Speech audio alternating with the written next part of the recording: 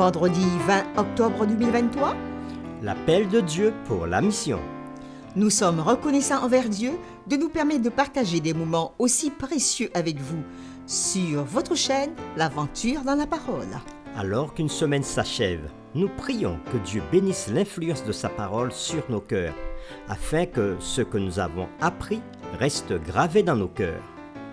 Et si les contenus qui vous sont proposés vous font du bien, nous vous invitons à participer avec nous en cliquant sur le pouce, En vous abonnant si ce n'est pas encore fait pour recevoir la notification de chaque jour, en laissant des commentaires sur ce que vous avez compris et appris.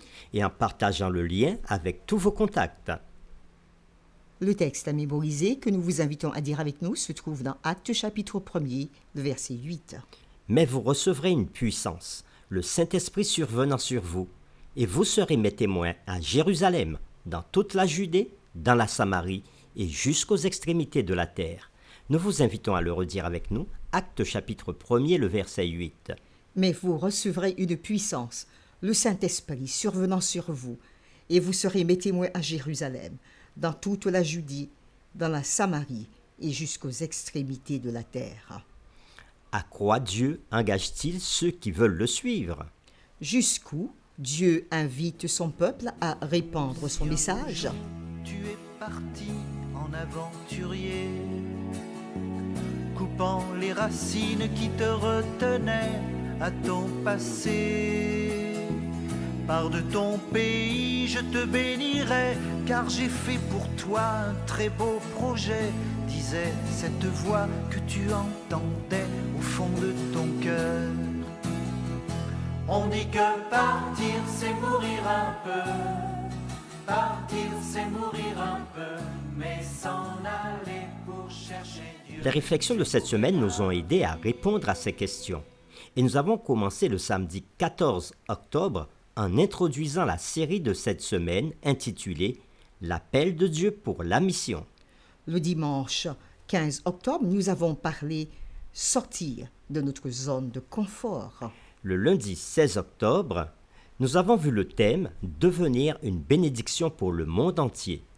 Le mardi 17 octobre, l'appel d'Abraham.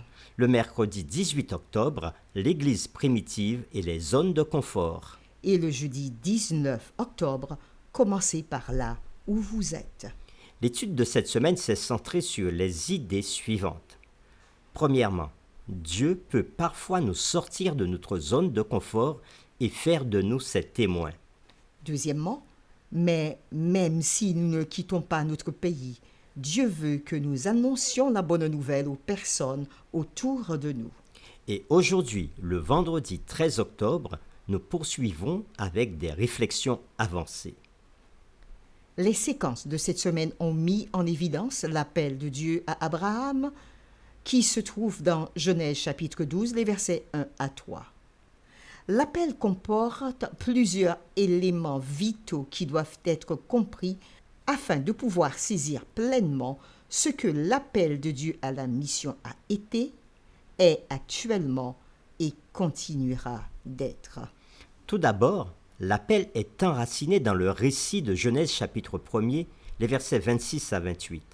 Ce lien est clairement articulé dans la référence d'Ésaïe à l'appel d'Abraham et de Sarah à partager la joie de l'Éternel avec le monde. Quand Dieu appela Abraham à être une bénédiction pour les nations, l'appel divin impliquait le fait que la bénédiction soit le partage d'un mode de vie exprimé par une liberté et une créativité profonde voulue par Dieu dès le commencement. Une lecture rapide de Genèse chapitre 12 versets 1 à 3 qui parle de l'appel à Abraham que nous avons vu durant cette semaine. Une lecture rapide de ce texte rend difficile la pleine compréhension de la bénédiction, mais sa signification devient plus claire lorsqu'on la lit dans le corpus plus large des Écritures. Genèse chapitre 22 ajoute des détails supplémentaires à ce qu'Abraham avait été appelé à partager, à savoir le plan de Dieu de donner un substitut à l'humanité par la mort et la résurrection subséquente. Ce plan donnait à l'humanité l'espoir que les effets du péché et de la mort seraient vaincus. Cela donnait également l'espoir que les promesses de Genèse chapitre 1er versets 26 à 28 seraient pleinement accomplies.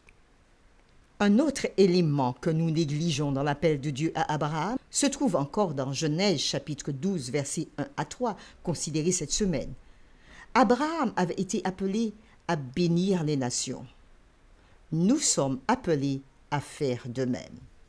Nous oublions souvent de noter que les nations béniraient aussi Abraham, tel qu'on peut le voir dans Genèse chapitre 12, le verset 3. L'appel de Dieu à la mission implique toujours une bénédiction à double sens. Ceux qui suivent Dieu doivent également être prêts à recevoir une bénédiction du monde qui les entoure. L'appel à la mission est toujours un appel à bénir et à être béni. Comprendre cette dynamique change l'attitude des personnes appelées envers les autres et stimule l'approche du partage de la bonne nouvelle. Nous explorerons davantage ce thème la semaine prochaine. Considérons maintenant une citation de l'écrivain Ellen White dans le livre Conquérant Pacifique à la page 125 et 126. Elle dit ceci: « Il y a dans le monde de nombreuses personnes qui sont plus près du royaume des cieux qu'on ne le suppose généralement.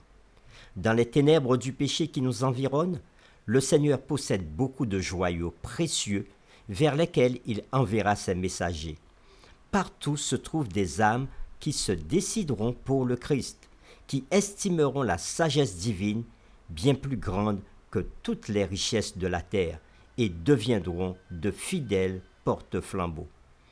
Comprenant que la conduite de l'apôtre était conforme au dessein de Dieu et que leurs préjugés étaient contraires à l'esprit de l'Évangile, ils glorifièrent le Seigneur en disant: « Dieu a donc accordé la repentance aussi aux païens afin qu'ils aient la vie. » Ainsi, sans discussion, les préjugés tombèrent. On renonça à un exclusivisme séculaire et la voie fut ouverte à la proclamation de l'Évangile aux païens. Fin de citation. Une autre citation que nous trouvons encore dans Conquérant Pacifique à la page 27 du même auteur, Ellen G. White, dit ceci: « Avant de monter au ciel, le Christ confia à ses disciples leur mission. Ils devaient être les exécuteurs du testament par lequel il léguait au monde les trésors de la vie éternelle. « Vous avez été témoins de ma vie de sacrifice au service du monde, leur déclara-t-il.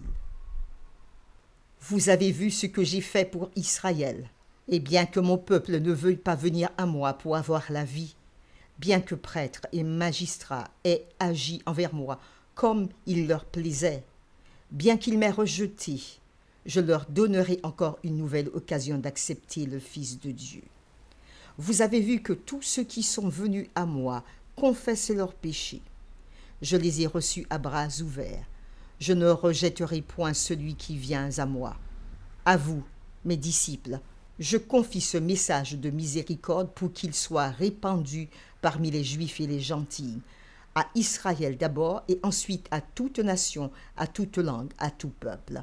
Tous ceux qui croiront seront rassemblés en une seule et même Église. » Fin de citation. Pour terminer, voici quelques questions que vous pourrez analyser et échanger dans votre famille ou dans votre communauté de foi. La première question: comment définiriez-vous le mot « mission » en l'appliquant à votre propre vie?